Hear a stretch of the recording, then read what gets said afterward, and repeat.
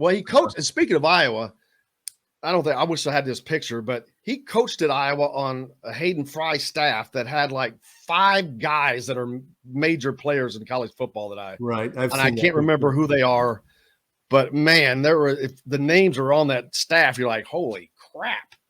They all, right. We'll have to get that pulled up sometime. Yes, sir. I remember that. You made a point of something. We're talking about Indiana football that as you have to do some research on whether a team in first 5 weeks has ever played the number 3, 4, and 5 teams. And I think that's something that people need to remember. While Indiana is struggling offensively, they have played the numbers 3, 4, and 5 teams. And those teams are also listed in the stop rates up to this point of the season.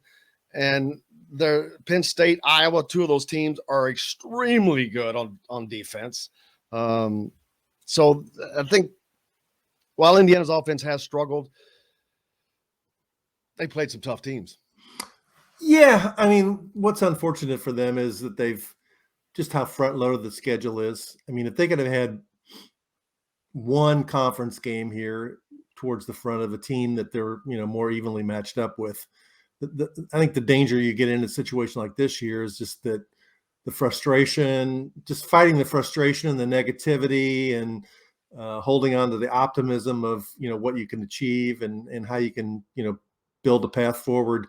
To this point, I think the goal has to be bowl eligibility. I mean, that's what the goal has to be, to keep the bowl streak going, make it 3 straight years and maybe win the bowl game and have that be the new goal. I'm sure they're never going to say that with 7 games to go, but to me, they got to find a path to get to 6. And that's a question that Forrest asked. And I'm looking, I looked over the schedule, and it's the Cincinnati game. I keep saying is going to haunt them and haunt them. Yeah, I think that their bowl eligibility hopes are going to come down to a road game at Purdue. Yeah, I agree. I mean, if they can beat Michigan State at home, that'd be a great win, because Michigan State is playing pretty well. Yeah, they've got a ferocious running game. They got that kid in from Wake Forest. I don't know if he still is, but last week he was leading the country in rushing, right? And he's done a good job of tapping the transfer portal and building that team back quickly, because last year Indiana beat them up there pretty convincingly. But with it being a home game, with it being Indiana having a week off and extra time to prepare, this is a game they need to win to kind of get their mojo back. Because if they don't win, then was Ohio State the next week? Yep. Yeah. So now you're talking, 2-5? And then at that point, you still have to go to Michigan, and, Maryland's better, and that's on the road. Purdue's a rivalry game, and I know they're wounded, and, that's going to be a hard game.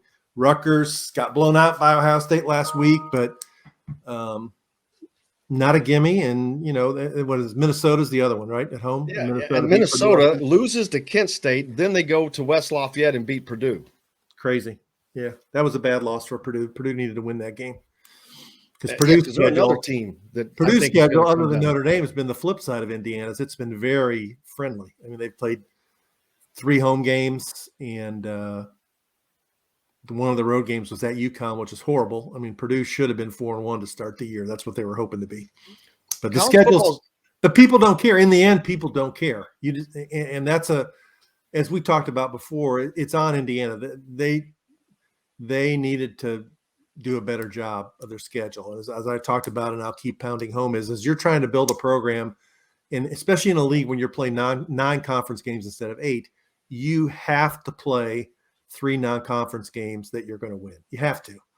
That's how you build up that kind of a bowl streak. That's how you build up, some positivity. That's just what they have to do until the program takes the next step. And it's obvious watching this season that, they're not quite good enough at A, on the offensive line, B, probably at wide receiver, C, at running back, and D, at quarterback.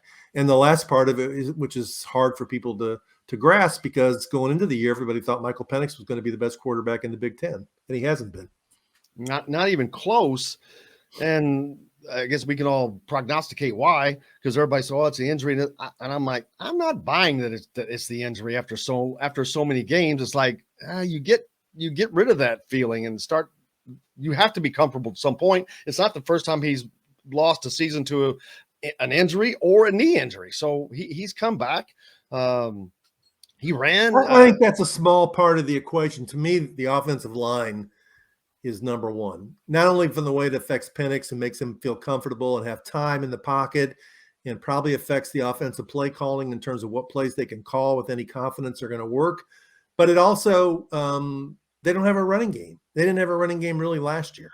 And, when you get against teams that have equal or better players, and you can't run the ball, that's a big problem in terms of trying to have a successful offense. You have to be able. Let's go back to the Cincinnati game. Everybody talks about the fumble by Baldwin or the kickoff return, going for it on 4th and 1 and not getting it. That was as big as anything. If you're a good team gets that first down and then gets a touchdown, then you're up 14-0, and then the whole mindset for Cincinnati changes.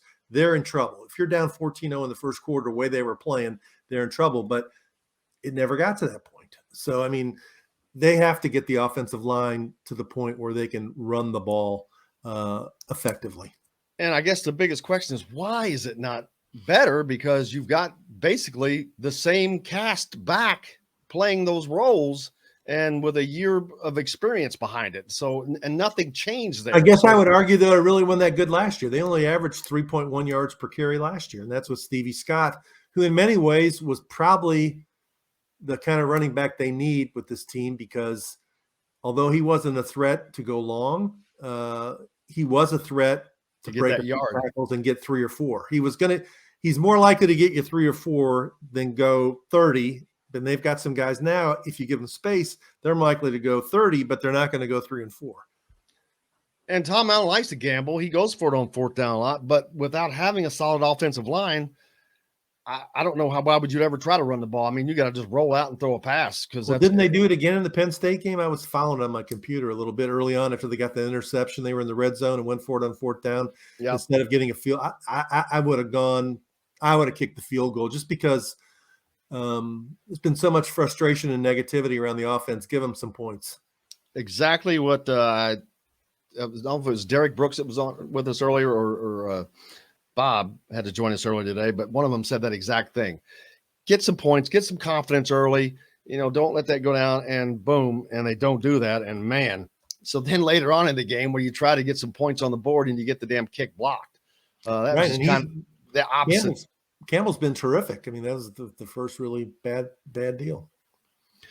Absolutely. Let's see what else coming up. Oh, the big game, Iowa and Penn State this weekend. That should be, I hate that they're playing because I think that's going to end up being the Big Ten championship, but it should be a hell of a game. Yeah. I was very impressive on defense. They were early on in that Maryland game was close, and then I turned it away to watch something else and came back to it. And it was like, 38-7 at halftime or whatever it was, because they intercepted a bunch of passes. Their defense is legitimate. And Cincinnati's defense is legitimate too. That kid, the one cornerback, tortured Notre Dame. What's his name? Gardner, maybe? Is that his name? Ritter? Huh? Ritter? No, that's the quarterback. I'm talking about I thought you said quarterback. My bad. The cornerback, Ahmad Gardner, I think his name is. He had a great game, and Penn State's defense is too. So I guess I give Iowa a tiny edge because they're playing it in Iowa City, but it's a big day for the Big Ten for sure. And who's Michigan State playing? They're tuned up for Indiana. Rutgers? That's a good question. Let me pull that up real quick. Yeah, it's Rutgers on the road. Right. So they should win, and they'll come to town top 6-0. They'll be top. What are they? Top 15, top 12, and they'll be undefeated. They'll be undefeated. Yeah, they will be, and thinking they can beat Indiana and go to 7-0. They'll already be bowl eligible. The Big Ten could. That's why it'd be that would be a big win for Indiana. Oh, it'd be gigantic. It'd be a morale boost because of who they're beating, and to do that, you're probably going to play well on both sides of the ball, which will mean the Jack Tuttle, who's going to be the guy.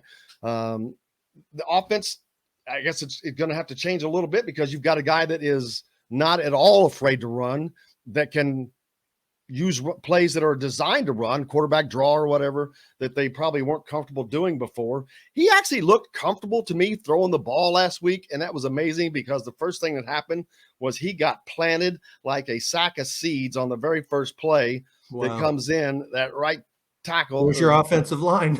Right. I mean, man, right off the bat, he got planted and came right back, though. I mean, Tuttle has a chance to sort of establish himself if he wants to, if he plays well, he could probably keep the job, I would think. Well, and I don't see how Penix comes back this year. That's probably a 6-week injury. Who knows how long? But even if it's AC not, joint, is that what it is? AC, the AC joint in his throwing arm. Yeah. And because the last injury in his shoulder was his non-throwing shoulder, I think. Right.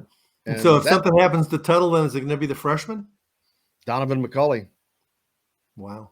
Donovan McCulley. If something happens to Stephen Carr, who's going to be the running back? Did Baldwin is Baldwin gone for sure?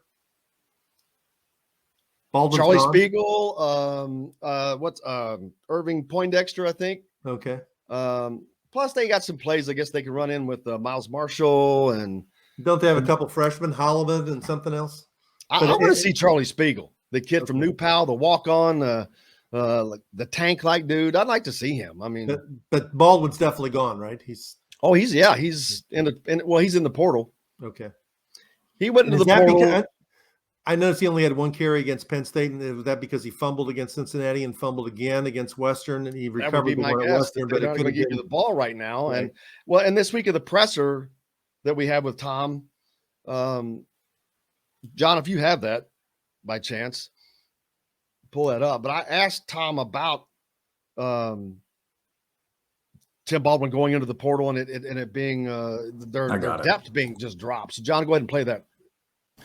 Well, there's no doubt it affects our depth without question. And so other young men are going to have to step up. We do have several in that room. David Holland, as I mentioned, as a freshman, will have opportunities to be able to step into that role. Charlie Spiegel, another young man that's here, has been here in his second season, understands our system, big, strong young man that has done a good job for us, and so he'll get his opportunity as well. And so, so to me, it's other guys will have a chance to step up and fill that void. So bottom line is that this is a football team.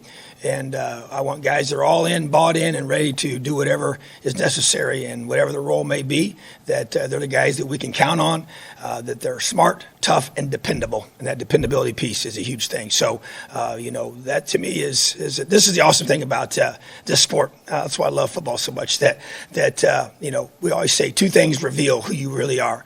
And that is over time and with pressure. And time and pressure reveal who we are, and they expose things. And so to me, it gives us a chance to really know who our players are and who we can count on. And when things get hard, you want to be able to have guys that that you trust and you can depend on them. So that's what we're figuring out as this process goes through, and that's what adversity does. So excited to see this team respond and see who steps up into those roles.